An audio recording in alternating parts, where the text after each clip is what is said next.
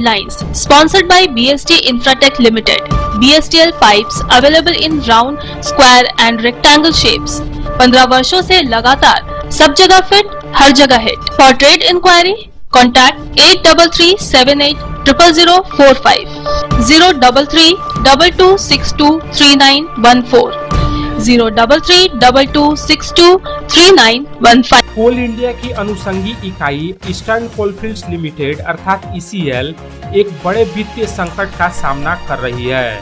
दरअसल महीनों से कोयला बेचने के बावजूद ग्राहकों पर ECL का लगभग 2000 करोड़ रुपए बकाया है।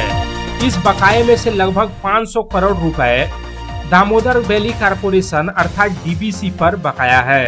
इस वित्तीय संकट के कारण ECL की लगभग 73 कोलियरियों के 45,000 अस्थायी कर्मी गहरी चिंता में है। दरअसल उन्हें तय समय पर वेतन नहीं मिल पा रहा है। वेतन भुगतान में हो रही देरी को लेकर ECL के श्रमिकों में गहरी चिंता देखी जा रही है। পশ্চিমবঙ্গের মুর্শিদাবাদ জেলার ভরতপুর বিধানসভা কেন্দ্রের তৃণমূল কংগ্রেস বিধায়ক হুমায়ুন কবিরকে দল থেকে বহিষ্কারের পর তিনি একের পর এক বিস্ফোরক মন্তব্য দিয়ে চলেছেন। প্রথমে তিনি মুর্শিদাবাদ জেলার বেলডাঙ্গায় বাবরি মসজিদ নির্মাণের ভিত্তিপ্রস্তর স্থাপন করেছিলেন।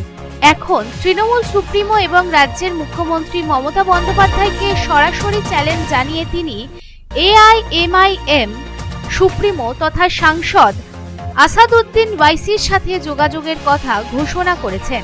বিধায়ক হুমায়ুন কবির জানিয়েছেন যে তিনি আসাদুদ্দিন ওয়াইসির সাথে যোগাযোগ করেছেন এবং 2026 সালের রাজ্য বিধানসভা নির্বাচনে একসাথে প্রতিদ্বন্দ্বিতা করবেন। ওয়াইসি তাকে হায়দ্রাবাদেও আমন্ত্রণ জানিয়েছেন। পশ্চিমবঙ্গের যে জেলায় হুমায়ুন কবির সরাসরি তৃণমূলের বিরুদ্ধে লড়াই করেছেন, মুর্শিদাবাদে 70% মুসলিম জনসংখ্যা রয়েছে এবং জেলার 22টি বিধানসভা কেন্দ্রের মধ্যে 20টি তৃণমূল কংগ্রেসের দখলে এবং 2টি বিজেপির দখলে। এর মানে হলো যদি হুমায়ুন কবির নিজের দল গঠন করেন এবং AIMIM এর সাথে জোটবদ্ধভাবে নির্বাচনে প্রতিদ্বন্দ্বিতা করেন তাহলে নিঃসন্দেহে তৃণমূল কংগ্রেস সবচেয়ে বেশি ক্ষতিগ্রস্ত হবে বলে অনুমান করা হচ্ছে। মঙ্গলবার থেকে রবিবার টানা 6 দিন এখনো উড়ান সংকট কাটলো না ইন্ডিগোর। রবিবারেও দিল্লি এবং মুম্বাই বিমানবন্দর থেকে 220টি উড়ান বাতিল করল বিমান সংস্থাটি। মুম্বাই বিমানবন্দর থেকে বাতিল হয়েছে ইন্ডিগোর 112টি উড়ান এবং দিল্লি থেকে বাতিল হয়েছে 109টি। ইন্ডিগো জানিয়েছে রবিবার মোট 650টি উড়ান বাতিল হয়েছে, তবে 1650টি নির্ধারিত সূচি মেনেই চলেছে। 10ই ডিসেম্বরের মধ্যে পরিস্থিতি স্বাভাবিক হবে বলে আশাবাদী ইন্ডিগো। তারপর রবিবারই কেন্দ্রের নির্দেশে বিমান সংস্থার তরফে প্রেস বিজ্ঞপ্তি জারি করা হয়। সেখানে বলা হয়েছে বোর্ড অফ ডিরেক্টর সামগ্রিক পরিস্থিতি নিয়ে বৈঠকে বসেছিল।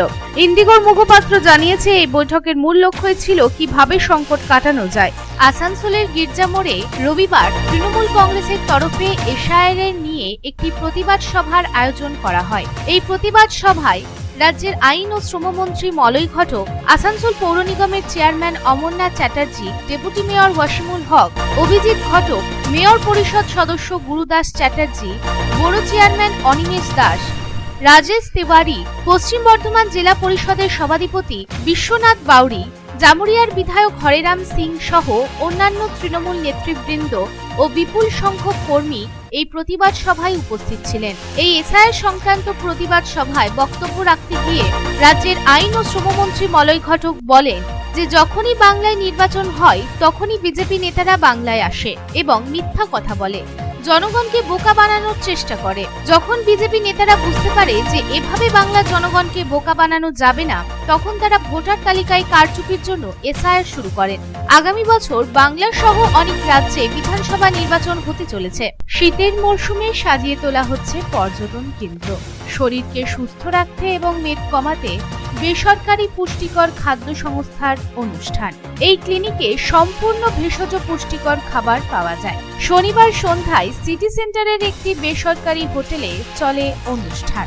উপস্থিত ছিলেন রাজ্যের বনমন্ত্রী বীরবাহা হাসদা, মুখ্য বনপাল এস কুলান্দাভেল, প্রশাসক মণ্ডলীর সদস্য অনিন্দিতা মুখোপাধ্যায়, মহকুমা শাসক সুমন বিশ্বাস সহ বন দপ্তরের আধিকারিকেরা। এদিন মন্ত্রী বীরবাহা হাসদা বলেন, মুখ্যমন্ত্রী মমতা বন্দ্যোপাধ্যায় বনকে রক্ষা করার জন্য বিভিন্ন উদ্যোগ নিয়েছে। মানুষ যাতে নির্দ্বিধায় ঘুরতে পারে সেই জন্য উদ্যোগ নেওয়া হয়েছে। মানুষ জঙ্গল পরিত্যাগ করলে হাতি নিয়ে কোনো সমস্যা হবে না। পশ্চিমবঙ্গে আদিবাসীরা সবথেকে ভালো আছে। আমরা জঙ্গল বাঁচাতে নানান পদক্ষেপ নিয়েছি। আদিবাসী অধ্যুষিত এলাকায় নানান উন্নয়নমূলক কাজ হচ্ছে। বাম আমলে যেসব কাজ আটকে ছিল সেসব কাজও এখন হয়েছে। শিল্প বাঁচাও, কাজ বাঁচাও, রাজ্য বাঁচাও, দেশ বাঁচাও এই দাবি তুলে রবিবার সিটুর পশ্চিম বর্ধমান জেলা কমিটির উদ্যোগে কৃষক, ক্ষেত মজুর, মহিলা, যুব ও বস্তি সংগঠনের সহযোগিতায় একটি পদযাত্রার আয়োজন করা হয়। এই পদযাত্রাটির উদ্বোধনী সমাবেশটি পনিয়াদি ওয়ার্কশপ থেকে শুরু হয় এবং জামুরিয়া এলাকার বিভিন্ন গ্রাম পরিক্রমা করে।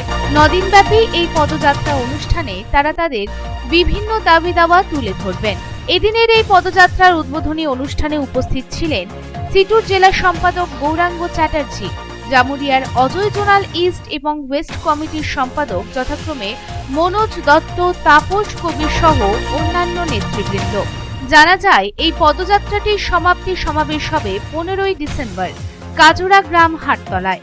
এদিনের এই পদযাত্রায় বিভিন্ন উদ্দেশ্য ও দাবি দাওয়া তারা তুলে ধরলেন। मुर्शिदाबाद के बेलडांगा में विधायक हुमायूं कबीर द्वारा बाबरी मस्जिद का शिलान्यास किए जाने के ठीक एक दिन बाद कोलकाता के ब्रिगेड परेड मैदान में 5 लाख कंठों से गीता पाठ का भव्य आयोजन किया गया। सबसे ज्यादा खास बात यह रही कि इस सामूहिक गीता पाठ में राज्य के संवैधानिक प्रमुख और राज्यपाल सीबी आनंद बोस भी शामिल हुए हैं।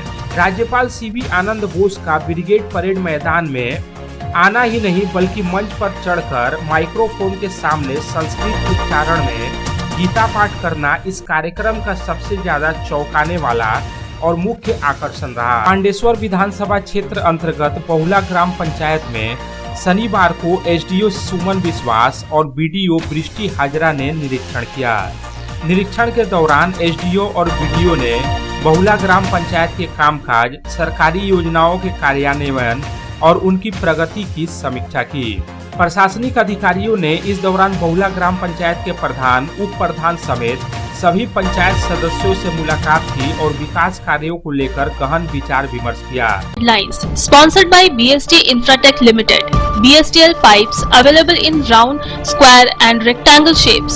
15 वर्षों से लगातार सब जगह फिट, हर जगह hit. For trade inquiry, contact 8337800045, 03322623914, 03322623915.